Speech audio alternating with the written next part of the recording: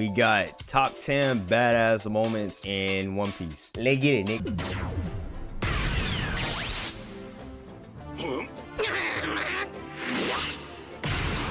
There's something to be said about small moments in anime that make a big impression. One Piece is littered with such moments. They serve as catalysts for plot progression. Bro, I'm not even gonna lie. This is another anime show that I tried to watch, but I just can't. I can't get myself to get into it, bro. And character development. They might even provide some foreshadowing of the important events to come. Sometimes they're integral to the overall story or the arc in which they occur. Damn. Sometimes they're a juicy accompaniment that might not be central to the story, but that definitely make it better. Almost always, they depict courage, heroism, and attitude, qualities we look for in all of our favorite anime characters. Naturally, they're all badass moments. On that note, here are the top 10 badass moments in One Piece. There are major plot revelations ahead here, so a spoiler alert is now in full effect. So without further ado, let's get started.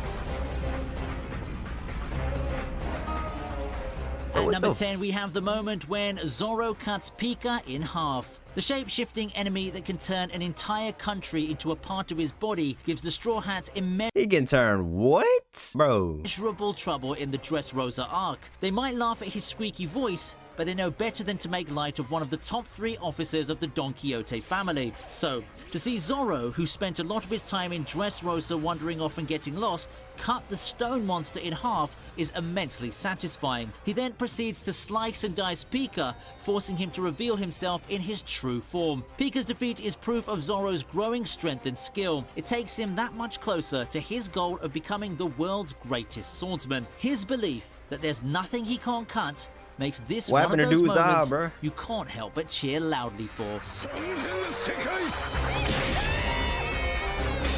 Bro, how many swords does this nigga carry, bro? What the fuck?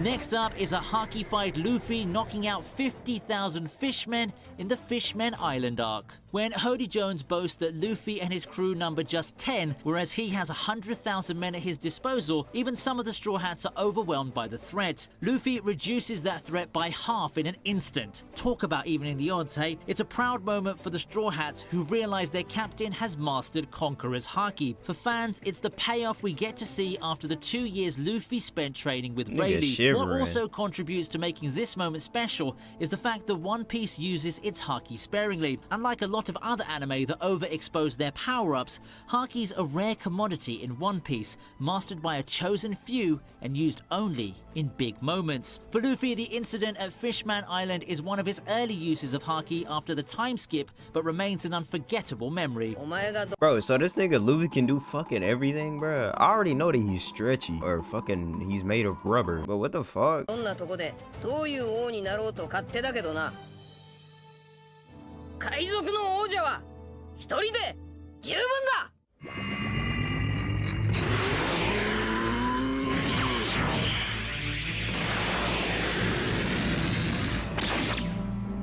It's another one-man show at number 8 with Law cutting Punk Hazard in half. For all of his lectures to Luffy about the virtues of lying low and fighting cautiously, the captain of the Heart Pirates is known to make some big and bold moves every now and then. Challenging Doflamingo to a fight for purely personal reasons is one. Plotting the fall of Kaido is another. As for his flashiest moment in battle, it's without a doubt his dismantling of Virgo and the island of Punk Hazard. Showing that he's one of the most imaginative devil fruit powers around, Law needs just one swing of his blade to cut Virgo in half, despite the latter's body being entirely armored in haki. In the process, the facility, which produces the main ingredient for Doffy's fake devil fruits, and the mountain it's built on also get carved beyond repair.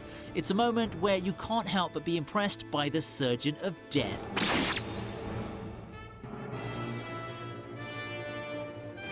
もう誰も引き返せねえ。However, Luffy recklessly facing off against Aokiji, Kizaru, and Akainu is important not only for the visuals and the events taking place. It seems in all likelihood to be a foreshadowing of the final confrontation between the man who will be the Pirate King and the authority. Dude, that look like his brother or something.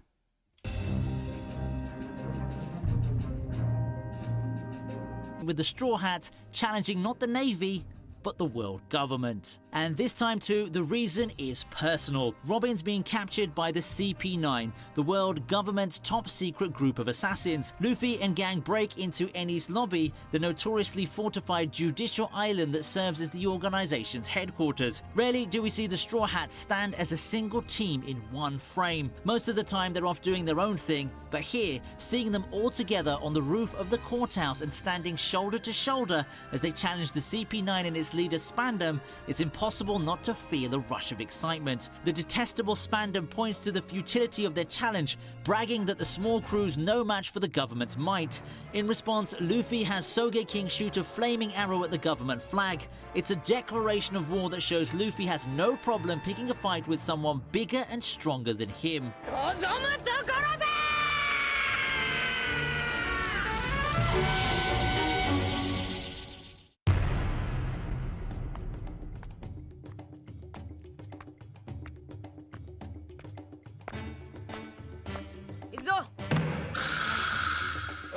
The Straw Hats walk to Arlong Park to challenge Arlong takes the 5th spot. This was at a time when the crew had only 4 members, and it comes right after that unforgettable scene where the usually ballsy Nami breaks down in tears and asks Luffy to help her save her. Wait, so his gang is called the Straw Hats, bruh? Right, bro, what the fuck? Village from the tyranny of the Arlong pirates. Handing his hat to his future navigator for safekeeping, Luffy gathers his troops, which comprises of Zoro, Sanji, and Usopp, and the 4 march to Arlong Park. It's an iconic moment reminiscent of many a memorable whoever that is, he got a movies. long When ass sidekicks nose, Johnny bruh. and Yosaku tell the villagers these 4 men are worth betting their lives on, you might find yourselves nodding in agreement. Again, in terms of imagery, this moment makes the same impact as the previously discussed challenge to the world government at Eni's lobby and the Straw Hats' farewell to Vivi in the Alabasta arc. It just goes to show that putting the Straw Hats together in one frame is a thing of magic. I think for a lot of fans, this was a turning point in the series where they went from liking the series to loving it. And I can see exactly why.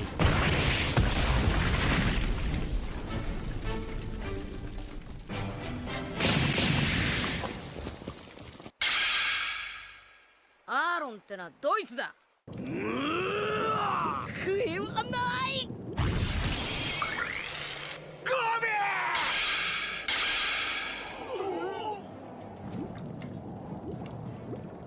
The Marineford arc is the one arc in One Piece that's guaranteed to make the viewer an emotional wreck thanks to its numerous acts of courage, betrayals, and god-awful tragedy. It also has one of the most powerful conclusions as Shanks appears during the final assault and puts an end to what's now just senseless fighting. Due to this intervention, Luffy gets away safely, Akainu is stopped, thousands of lives are saved, and the fallen get the dignity they deserve in death.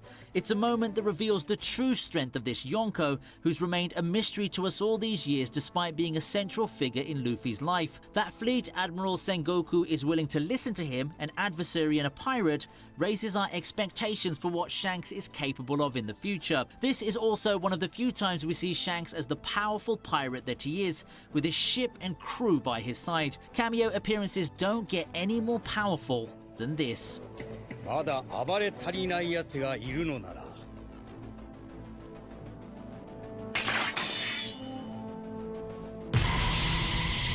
来い俺たちが相手をしてやるこいつらこれ式で俺は白ひげだ Whitebeard's entrance at Marineford is anime legend by now. His death's even more epic, but there's a moment in between that really says a lot about the kind of man he is. There's no honor in ganging up on an opponent, even one as fearsome as the towering Whitebeard, yet the Marines single him out, throwing everything they've got at him. It's a good strategy, but hardly heroic. What's heroic is Whitebeard's response as he stops his crew from rushing to his aid. "I am Whitebeard," he roars, even with his body bearing hundreds of battle wounds and cannonball smoke rising from his face. With just these words, he makes the Marines, who pride themselves as upholders of justice, look dirty and dishonorable. And those aren't empty words. Whitebeard goes on to show the Marines just who they're messing with, and we can't help but be proud. Wait, his name is Whitebeard, but he has a fucking white mustache. They could have called him White Stash or some shit. Bro, like, what? Okay, y'all let me know in the comments if One Piece has like a good story. Like, I can only watch an anime if it got a good story. Like, I ain't gonna lie, Dragon Ball, this shit was confusing as hell to me. I don't know why I enjoyed it so much, probably just because of the tournaments and stuff. But bro, an anime gotta have a good story. And I don't know if this got a good story or not, because I only watched episode 1 and I never watched the other ones. お前、その目は何だい? As you might already know, in One Piece, the Celestial Dragons aren't just nobility, but practically godlike. Even the carefree Luffy understands that they're not to be tried. Wait, they got godlike motherfuckers up in here? Bro, so this is basically Dragon Ball, but in a pirate version. Rifled with, no matter what atrocities they commit. Well, he gets it in theory, at least anyway. But when the idiotic Saint Charlos shoots Hachi at the slave auction and Luffy gets that glint in his eye, you know it's not going to end well for the high-handed noble. Hachi's entreaties to Luffy to let the matter slide, even going to the extent of saying he deserves to be shot, makes no difference to Luffy, who marches up to Charlos and socks him in the face. Have mercy, oh my One god. punch and Charlos is out for the count. Apparently, that fishbowl-like headgear the Celestial Dragons wear isn't exactly much protection. What Luffy does is audacious, even for someone who's in the habit of doing the exact opposite of what he's told. But seeing a bully get what he deserves is immensely satisfying.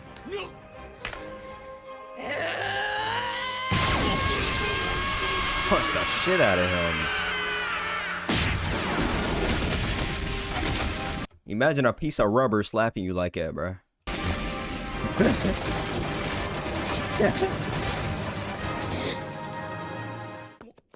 And that brings us to number 1, and it's Zoro's finest hour yet in the service of his captain.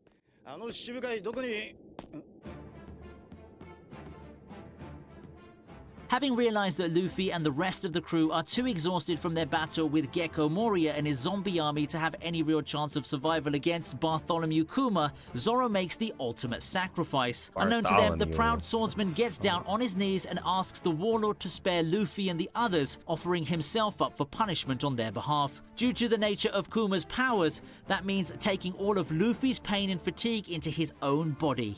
"I'll show you hell," Kuma promises, reminding Zoro that he might not survive the ordeal. Zoro does survive it somehow, and when Sanji later finds him covered in blood but still standing, he asks what happened. Nothing happened.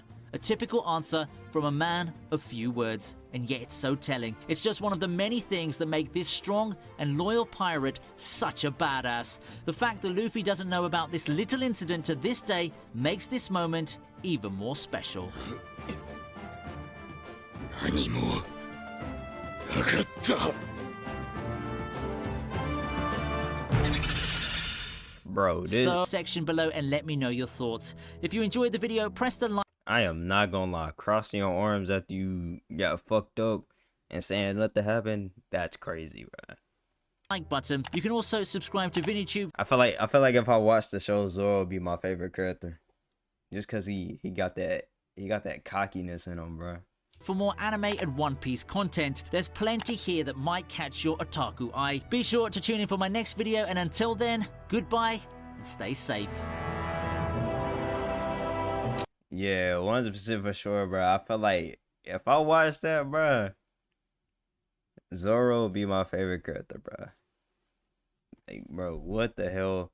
But hey, I appreciate y'all for stopping by this video. If you wanna, you know what I'm saying, do all that other good stuff, comment, like, and subscribe. You can if you want. I don't care. But yeah, hey, I appreciate y'all. If y'all want me to react to some more like anime, it don't matter what anime it is. I do not care. Y'all comment it down below. And yeah, I'm at DB. Nigga, yeah.